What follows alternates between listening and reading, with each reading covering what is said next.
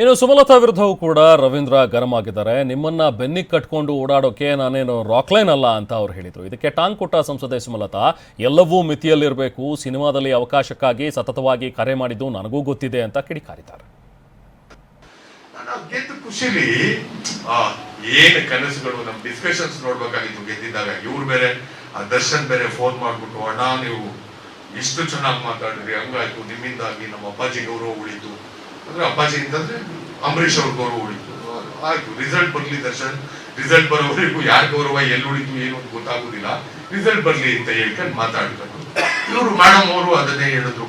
ನಮ್ಮ ಸ್ಟಾರ್ಗಳೆಲ್ಲ ಏನೋ ಸ್ಟಾರ್ಗಳಿಗೆ ನಮ್ಮ ಜಿಲ್ಲೆನಲ್ಲಿ ಅಭಿಮಾನಿಗಳಿದ್ರೆ ನಮ್ಮ ಎಲ್ಲಾ ಸ್ಟಾರ್ಗಳು ನಿಮಗೆ ಫ್ಯಾನ್ಸ್ ಆಗಿ ಬದಲಾಗ್ಬಿಟ್ಟಿದ್ದಾರೆ. ನಾವು ಇನ್ನ ಹೊಡಿತು ಲಾಟ್ರಿ ನಮ್ಗೆ ಇಲ್ಲ ಅಂತ ನಾವು ಖುಷಿ. ಯಾವುದ್ರಲ್ಲಿ ಲಾಟ್ರಿ ಹೊಡಿಬೇಕಾಗಿತ್ತು ನನಗೆ?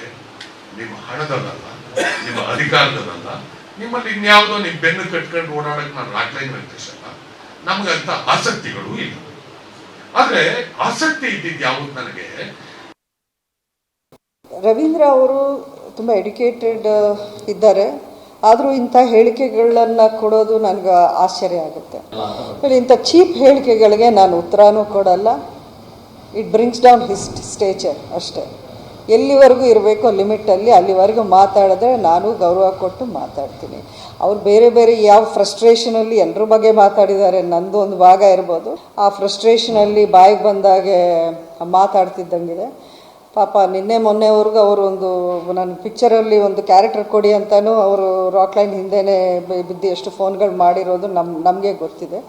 ಅವರ ಮನಸ್ಥಿತಿ ಏನು, ಅವರ ಮೈಂಡ್ ಸೆಟ್ ಏನು, ಅವ್ರು ಹುಟ್ಟು ಬೆಳೆದ ವಾತಾವರಣ ಏನು, ಅಥವಾ ಅವರು ಯಾವ ಮಟ್ಟಕ್ಕೆ ಓದಿರ್ತಾರೆ ಅನ್ನೋದು ನಾವೇ ಅರ್ಥ ಮಾಡ್ಕೊಳ್ತೀವಿ.